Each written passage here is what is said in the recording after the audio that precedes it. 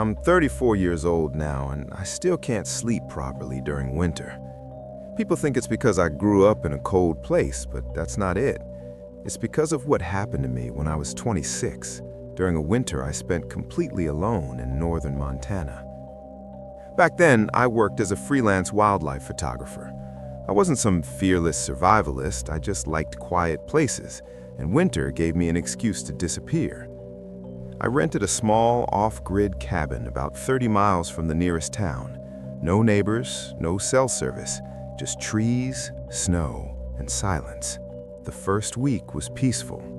The snow fell heavy and clean, swallowing every sound. At night, the forest felt like it was holding its breath. I'd sit near the fireplace, editing photos, listening to the wind hit the walls. It felt safe in a strange way. That feeling didn't last. The first thing that bothered me were the footprints. I noticed them early one morning when I went outside to check the generator. The snow had fallen overnight, untouched and smooth, except for a single line of footprints leading from the tree line toward my cabin. They stopped about 10 feet from my door. I remember crouching down and studying them. Boots, large ones, definitely not animal tracks. What scared me wasn't just that someone had walked up to my cabin, it was that they didn't come any closer. They just stopped. I told myself it was probably a hunter who got curious and left. Still, I filled in the tracks with fresh snow, trying to erase the thought from my mind. That night, I heard something brushing against the side of the cabin. It wasn't loud, just a soft, dragging sound, like fabric or fingers sliding across wood. I froze in my chair, staring at the wall. The sound moved slowly, deliberately, circling the cabin. I didn't hear footsteps. I didn't hear breathing, just that soft, intimate sound, like whoever it was wanted me to know they were there. I grabbed my flashlight and opened the door, stupidly convinced I could scare them off.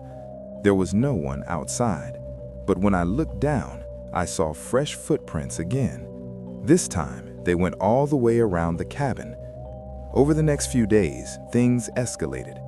I'd wake up to find the generator turned off, my firewood stack rearranged. Once, I found a single glove placed neatly on my doorstep, not dropped, not forgotten, but positioned like a gift. I started locking the door at night. I slept with a knife under my pillow. Every sound made my heart race. The forest no longer felt empty, it felt occupied. The worst night came during a snowstorm. The wind howled so loud it shook the cabin. I remember thinking that no one would be stupid enough to be out there in weather like that. Then I heard the knock. 3 slow knocks on the door. Not pounding, not urgent, patient. I didn't move. I barely breathed. The knocking stopped, and for a moment I thought maybe I imagined it. Then the knocking came again, this time on the window beside my bed. It wasn't loud, just a soft, dragging sound, like fabric or fingers sliding across wood. I froze in my chair, staring at the wall. The sound moved slowly, deliberately, circling the cabin. I didn't hear footsteps. I didn't hear breathing, just that soft, intimate sound, like whoever it was wanted me to know they were there. I grabbed my flashlight and opened the door, stupidly convinced I could scare them off. There was no one outside, but when I looked down, I saw fresh footprints again. This time, they went all the way around the cabin. Over the next few days, things escalated. I'd wake up to find the generator turned off, my firewood stack rearranged. Once I found a single glove placed neatly on my doorstep, not dropped, not forgotten, but positioned like a gift. I started locking the door at night. I slept with a knife under my pillow. Every sound made my heart race. The forest no longer felt empty, it felt occupied. The worst night came during a snowstorm. The wind howled so loud it shook the cabin. I remember thinking that no one would be stupid enough to be out there in weather like that. Then I heard the knock. 3 slow knocks on the door. Not pounding, not urgent, patient. I didn't move. I barely breathed. The knocking stopped, and for a moment I thought maybe I imagined it. Then the knocking came again, this time on the window beside my bed. I finally worked up the courage to shout, asking who was there. No answer. Instead, I heard a voice whisper through the glass. "I know you're awake." I don't remember much after that. I know I screamed. I know I fired the flare gun I kept for emergencies through the window. The red light lit up the forest like a warning from hell. In that brief moment, I saw him. A man standing just beyond the tree line, tall, still, watching. He didn't run when the flare went off. He just raised his hand and waved. I left the cabin the next morning, abandoning most of my gear. The police never found anyone. They told me it was probably a prank or a drifter. But sometimes, when winter gets quiet, I swear I still hear something brushing against my walls.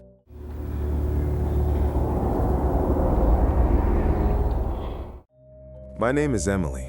I'm 28 years old now, and I still work in healthcare, but I will never work another night shift as long as I live.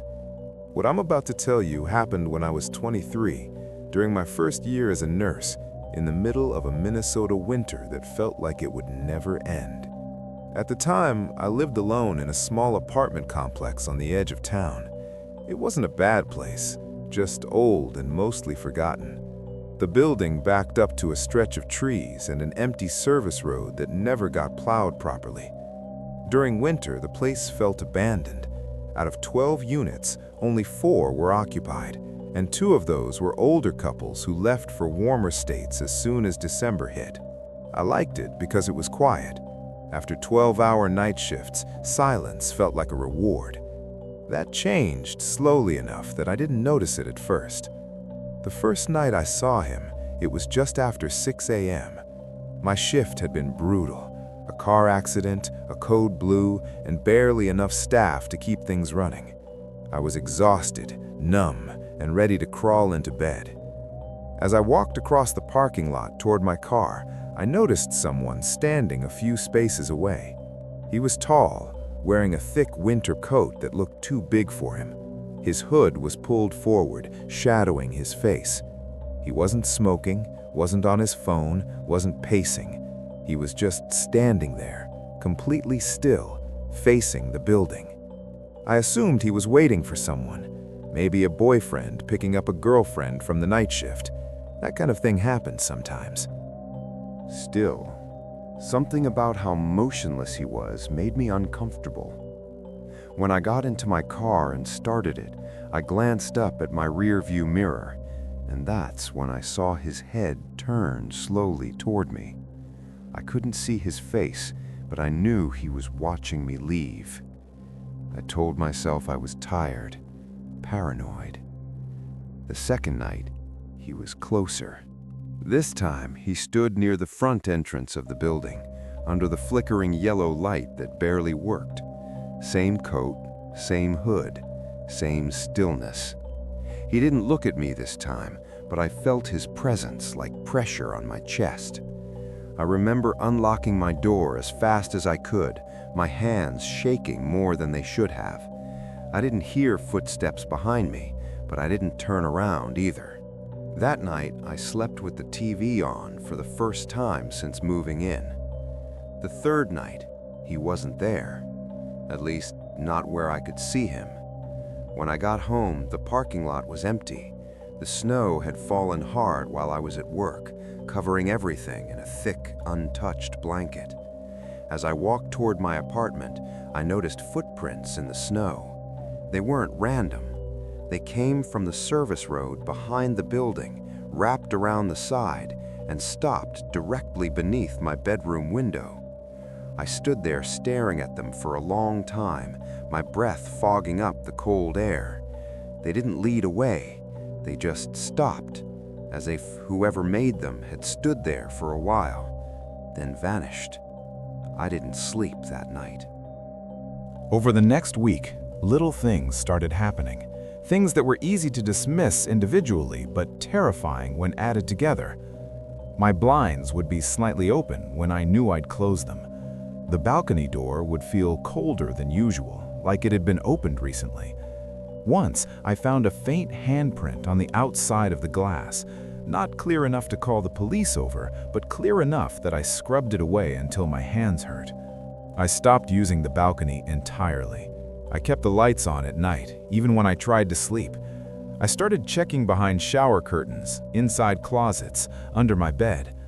I told no one. I didn't want to sound crazy. Then came the footsteps. It was early morning, maybe around 7 a.m., and I was lying in bed trying to fall asleep after another long shift. The wind was howling outside, rattling the windows. That's when I heard it. A slow, deliberate crunching sound. Footsteps. Right outside my bedroom. On the balcony. I lived on the second floor. I remember sitting up so fast I felt dizzy. The sound stopped. I stared at the sliding glass door, my heart pounding so loud I was sure whoever was out there could hear it. Then the sound started again. Closer this time, I watched a shadow pass across the frost-covered glass. Tall, narrow, unmistakably human. A hand pressed flat against the door. Not counting, not trying to force it open, just resting there, like he was feeling the warmth from inside. I screamed. I don't even remember deciding to do it. The sound ripped out of me, raw and panicked. I turned on every light in the apartment, grabbed my phone, and locked myself in the bathroom until the police arrived. They searched the area, shined flashlights into the trees, checked the roof access. They found nothing. One of the officers suggested maybe snow or ice falling had made the noise. I nodded, even though I knew better. 2 nights later, I woke up to my phone vibrating on my nightstand. A text message from an unknown number. I like watching you sleep. I felt cold all over, like my blood had turned to ice. I checked my bedroom door, locked. I checked the balcony door, locked. Then I noticed something else. The blinds were open, just a few inches. I packed a bag that morning and went to stay with a coworker. I never slept another night in that apartment. I broke my lease, lost my deposit, and didn't care. Months later, I saw a news article about a man arrested for breaking into apartments in my area. He targeted women who worked night shifts. He watched them for weeks, sometimes months. He liked winter storms because no one could hear screams through the wind. They never said how many apartments he'd been inside. Sometimes, late at night, I still wake up and check my phone, half expecting to see another message. And every winter, when the snow falls heavy and the world gets quiet, I can't shake the feeling that someone is standing just outside the light, waiting for me to fall asleep again.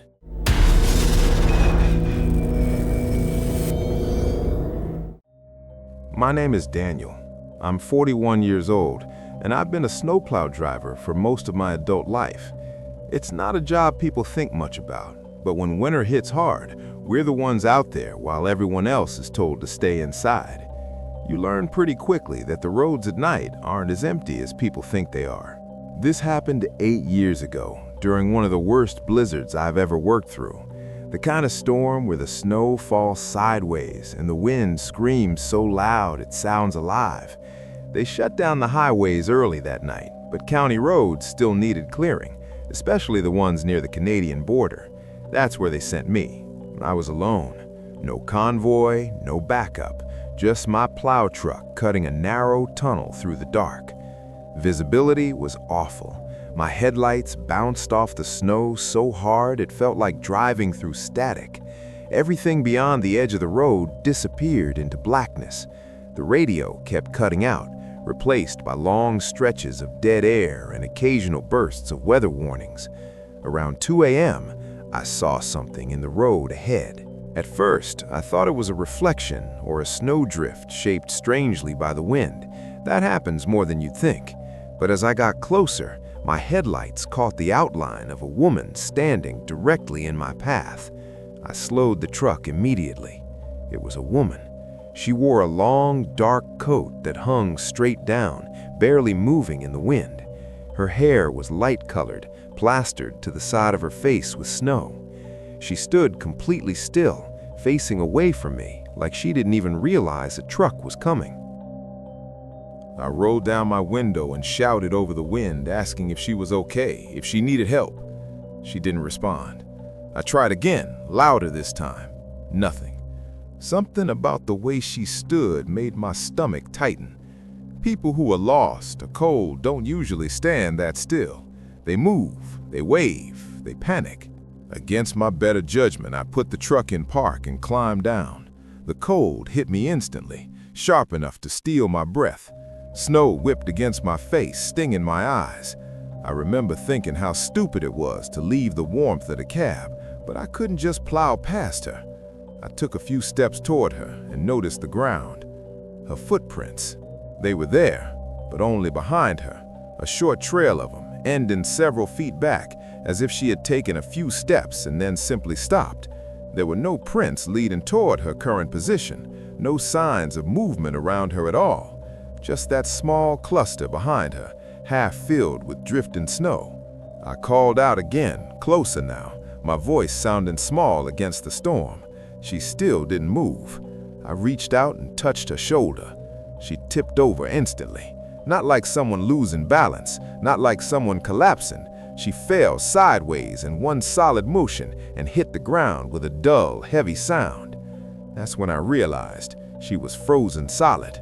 Her body didn't bend, it didn't react, it just fell.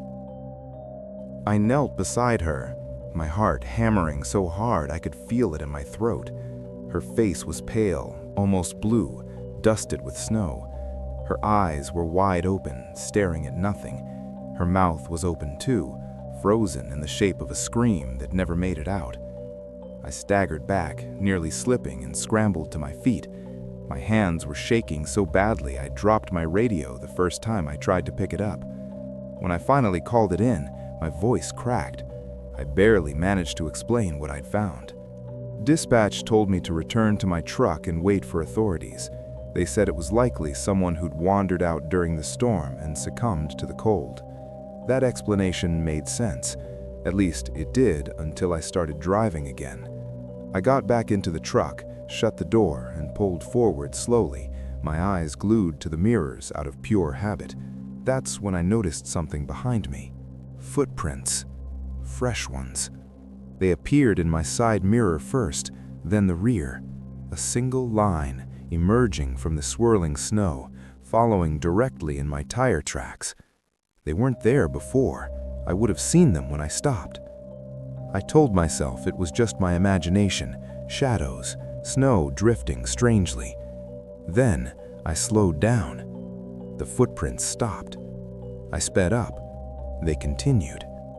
I pulled the truck to a complete stop, my hands clenched white around the steering wheel. The engine idled loudly in the silence that followed. The footprints ended a few feet behind my bumper. I sat there for a long time, staring into the mirrors, afraid to get out, afraid to stay.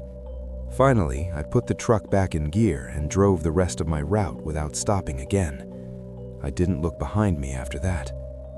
I never told anyone about the footprints, not the police, not my coworkers. I stuck to the official story.